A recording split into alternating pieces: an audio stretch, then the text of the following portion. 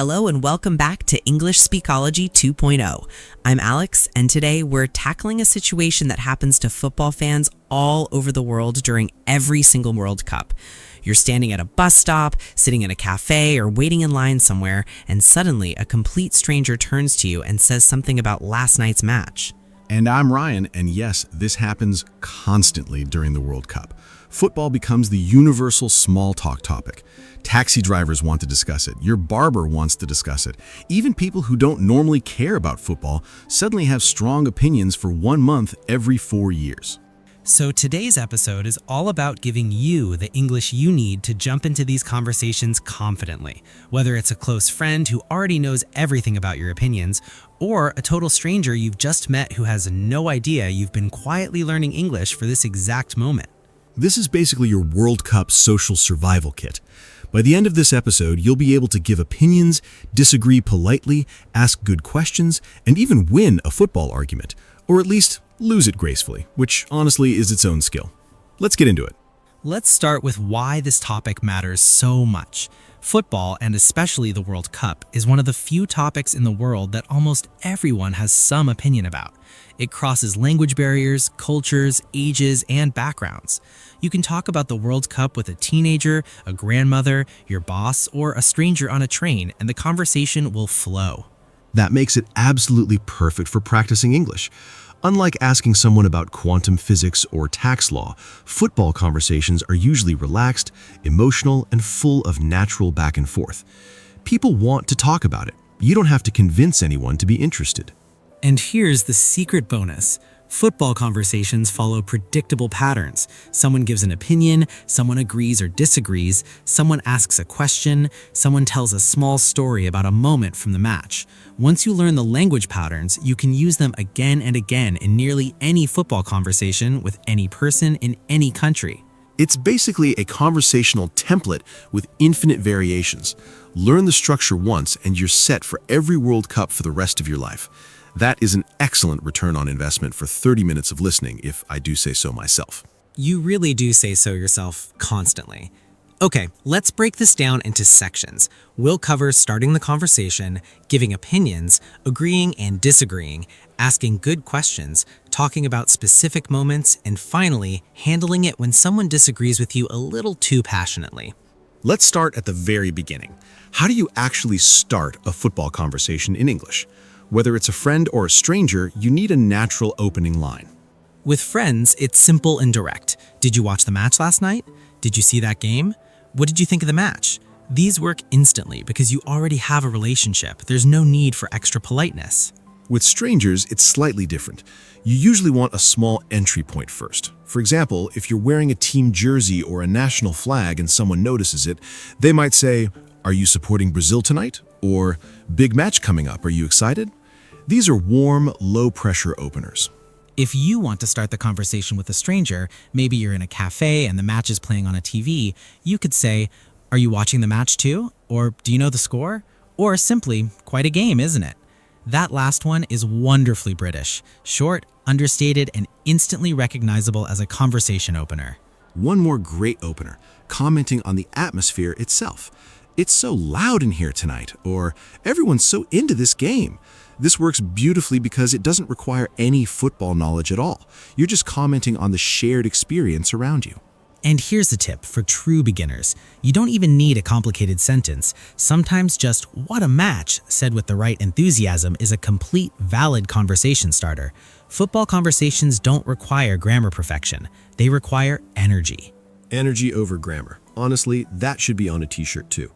We're creating a lot of merchandise ideas in this episode. Once the conversation starts, the next step is usually sharing an opinion, maybe about a player, a team, a goal, or the overall match. Let's build your opinion toolkit. Simple opinion starters. I think, in my opinion, honestly, I felt like, if you ask me, from what I saw. These phrases are flexible and work in almost any football discussion. I think they deserve to win.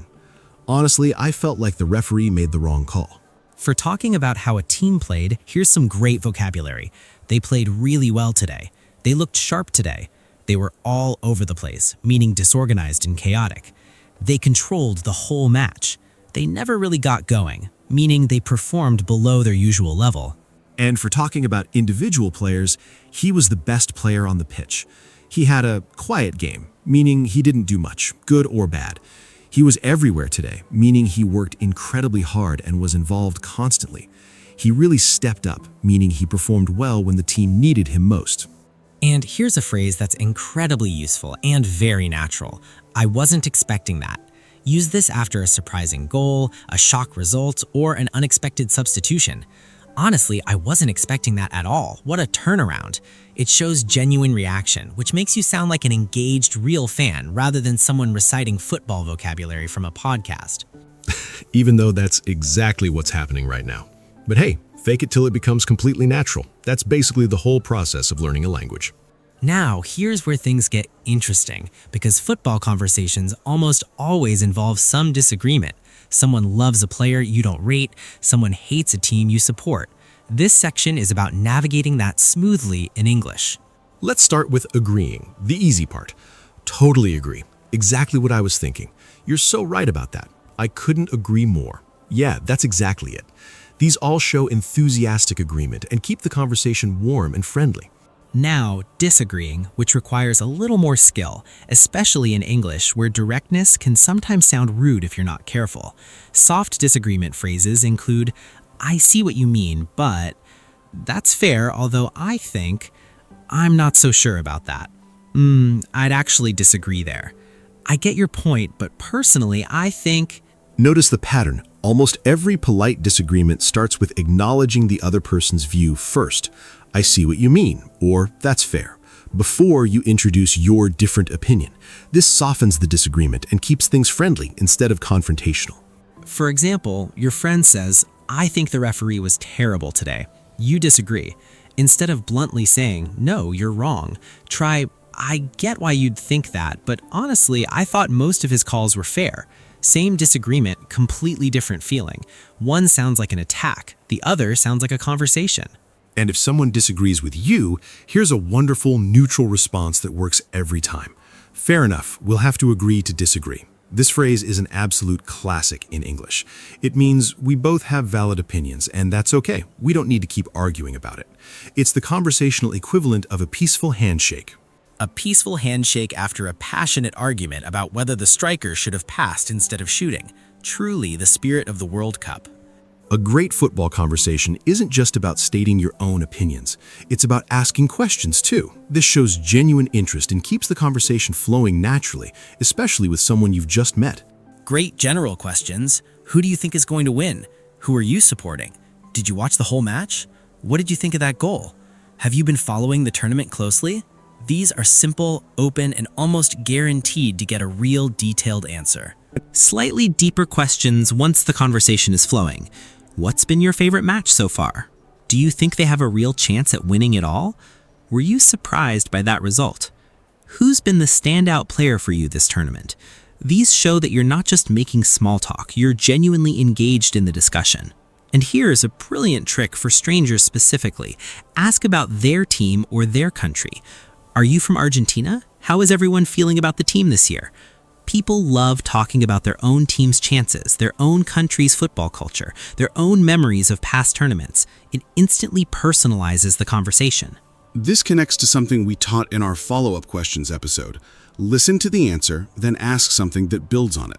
If someone says, I've been a fan since the 2014 World Cup, a great follow-up is, oh wow, what got you into it back then?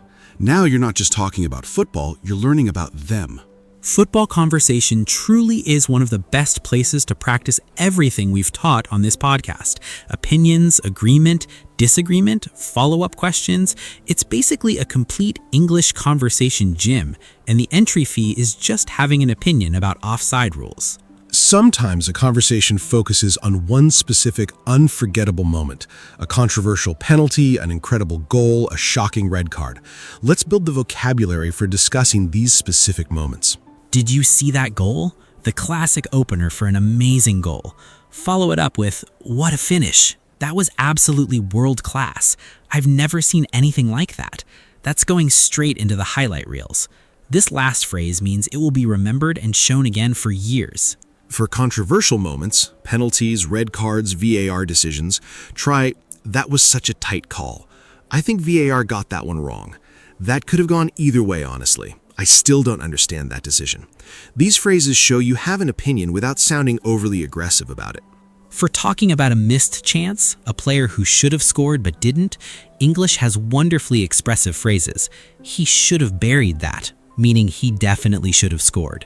That was a sitter, British slang for an extremely easy chance that was missed. How did he miss that? Universal disbelief works in every language, honestly, but especially well in English. And for an unexpected, shocking result, when a small team beats a giant, we use words like, "What an upset. Nobody saw that coming." That's one of the biggest shocks in World Cup history. The underdogs pulled off a miracle.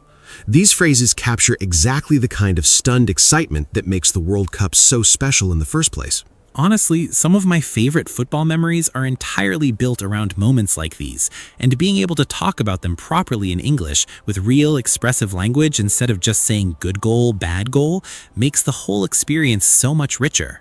Let's be honest, football brings out big emotions in people. Sometimes a conversation with a stranger or even a friend can get a little heated. Let's talk about how to handle that gracefully in English without making things awkward. If someone is getting frustrated or a bit too intense about a topic, here are some calm, friendly de-escalation phrases. Haha, okay, let's not fall out over this. It's just a game, right? We clearly both care a lot about this. These phrases use light humor to soften the tension without dismissing the other person's feelings. If you want to politely step back from an argument that's going nowhere, try, "Anyway, I guess we'll see what happens in the final." Or, "Well, time will tell. Let's just enjoy the rest of the tournament." These gently close the topic while keeping the mood positive. And if you realize you might be getting a little too passionate, which again, speaking from experience, a great self-aware phrase is, "Sorry, I get a bit intense about this. I really love the game." This shows self-awareness and usually makes the other person smile rather than feel attacked.